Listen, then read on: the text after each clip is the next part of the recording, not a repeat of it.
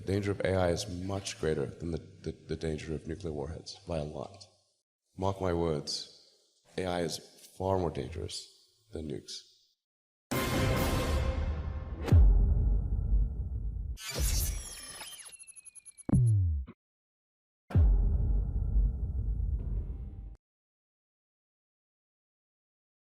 I try to convince people to slow down AI, to regulate AI. It was futile for years.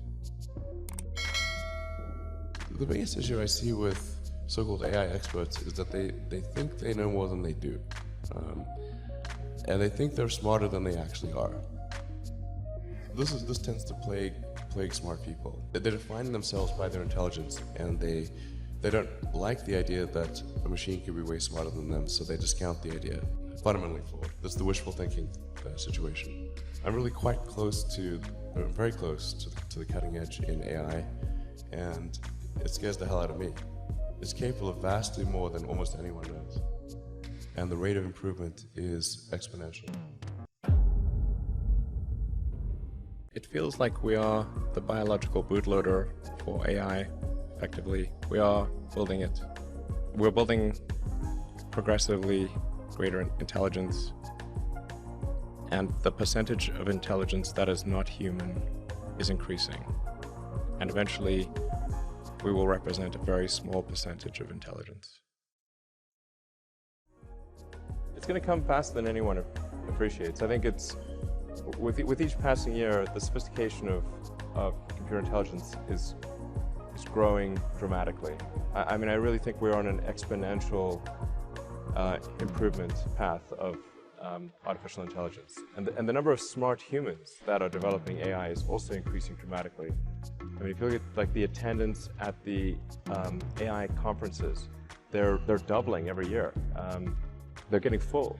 I have a sort of a young cousin of mine who's graduating from Berkeley in computer science and physics, and I asked him, well, how many of the smart students are studying AI and computer science? And the better approach or better outcome is that we achieve democratization of AI technology, meaning that no one company or a small set of individuals has control over advanced AI technology.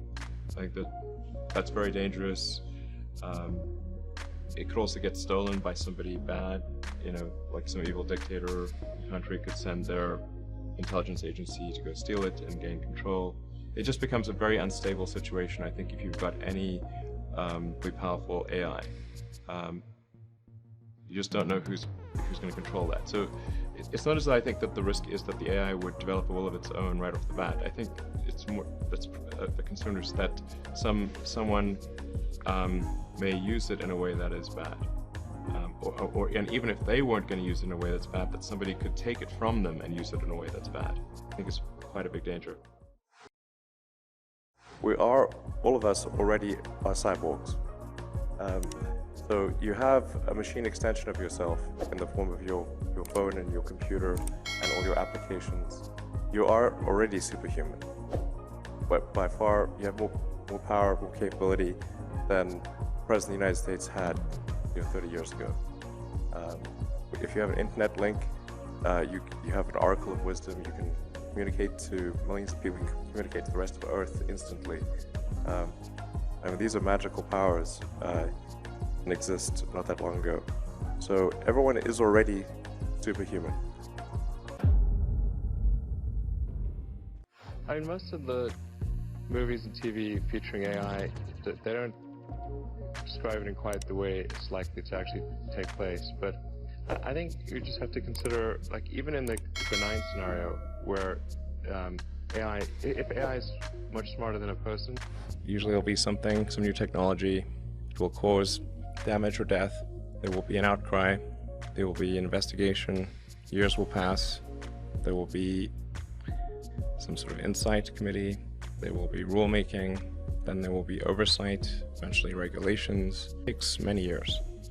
This is the normal course of things. If you look at, say, automotive regulations, how long did it take for seatbelts to be implemented, to be required?